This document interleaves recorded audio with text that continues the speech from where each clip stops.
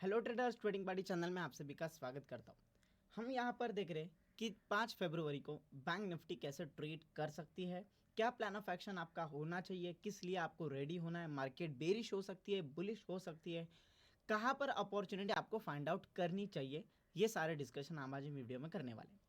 इसी के साथ साथ मैं बताना चाहूँ, मेरी जो बैच है वो स्टार्ट होने वाली है, तो hurry up Telegram group join करिए, वहाँ पर आपको डिटेल मिल जाएगी। टेलीग्राम का लिंक डिस्क्रिप्शन में है। तो चलिए एनालिसिस को स्टार्ट करते हैं। एनालिसिस में देखो, सबसे पहले हम थोड़ा ग्लोबल मार्केट के अगर देखोगे तो कैश में हमको बाइंग दिखाई दे रही है। एफआईएस की तो ना के बराबर है। डीआईएस ने लगभग 2,500 करोड़ की बाइंग की हुई है। अगर हम फ्यूचर एंड ऑप्शंस में देखें तो फ्यूचर एंड ऑप्शंस में एफआईएस अगर आप देखोगे तो बेरिश रहे हैं, यानी लगभग 38,053। एंड इंडेक्स में यानी फ्यूचर में अगर आप देखोगे तो वो अच्छे खासे थोड़े से बुलिश है। अगर ये सारे चीज़ों को हम कहीं कंक्लूड करें, देखें, तो मोटा मोटी इतना समझ में आता है कि कोई बड़ा नंबर यहाँ पे निकल के नहीं आ रहा है, यानी कि ज़्यादा बड़ा मोमेंटम एक्सपेक्ट हम नहीं करेंगे। अगर मोमेंटम एक्सपेक्ट करना भी चाहिए अगर बड़ा, तो कहाँ पे करें वो चीज़ें समझते हैं। अब मार्केट के साथ में हम देखेंगे कि किस तरीके से मार्केट में पोजीशन बनी हुई है। हम देखते हैं पहले बैंक निफ्टी का।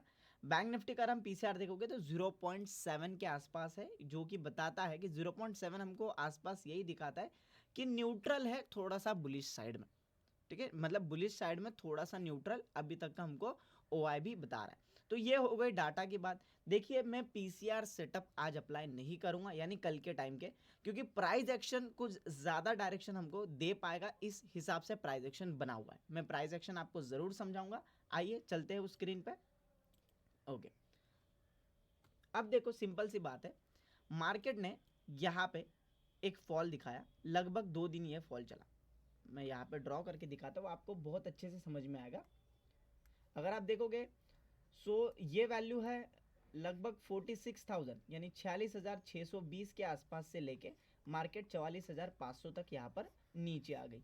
अब ये जो टाइम था, ये टाइम डेफिनेटली हमको पता है कि थोड़ा सा वोलेटाइल सेशन था, तो इतना अच्छा मार्केट आ गई 2 दिन में, तो ये मार्केट फिर से नीचे आ सकती है, यानी कि एक ऐसा प्राइस एक्शन मार्केट बनाते हुए हमें दिख सकती है।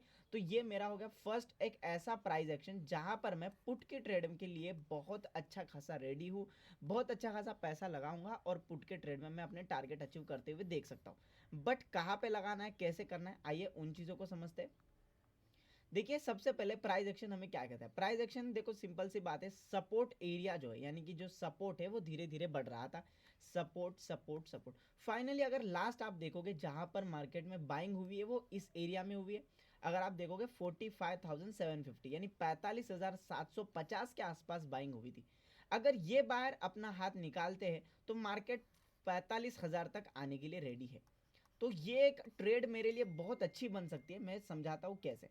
अगर मार्केट कल क्या करे, मार्केट ने कल खुलनी चाहिए लगभग इस एरिया के आसपास गैप अप।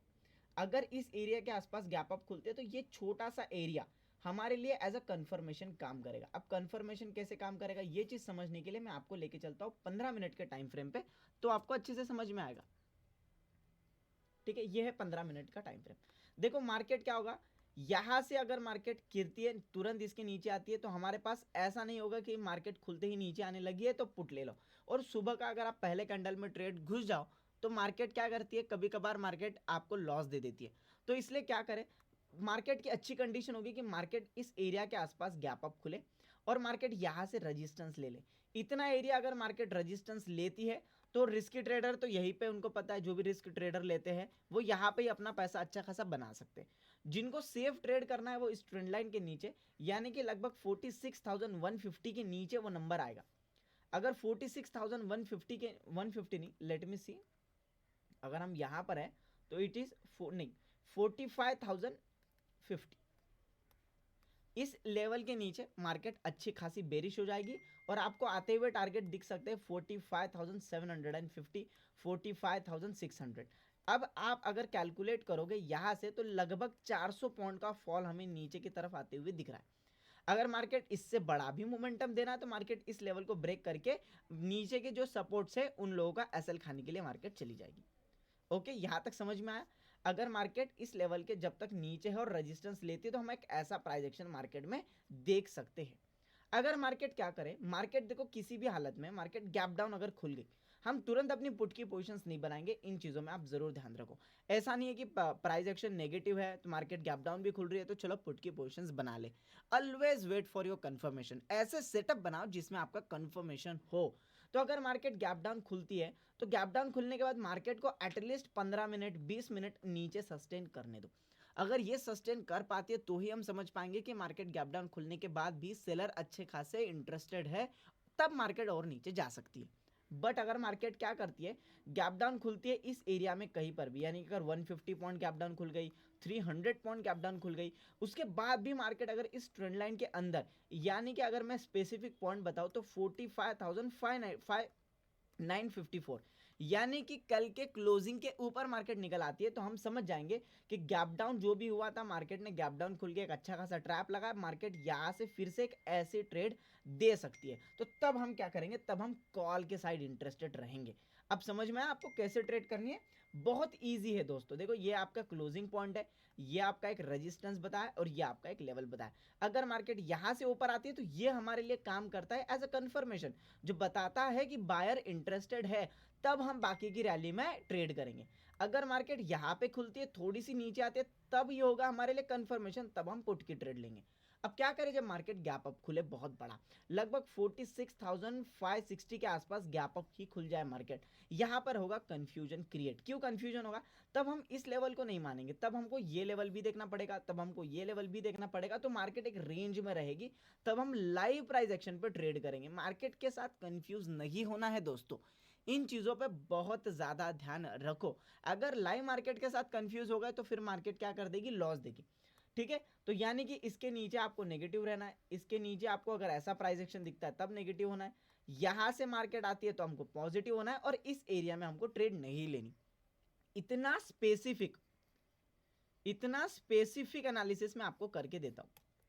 आई होप आप लोगों को वैल्यू समझ रही है जो मैं फ्री में एनालिसिस के वीडियो डाल रहा हूं, तो आप इससे प्रॉफिट भी जनरेट कर पा रहे होंगे, आप एक अच्छी खासी साइकोलॉजी भी सीख पा रहे होंगे। जैसे मैंने आज भी आपको एक वीडियो में साइकोलॉजी दिखी, काफी लोगों को वो पता होगी।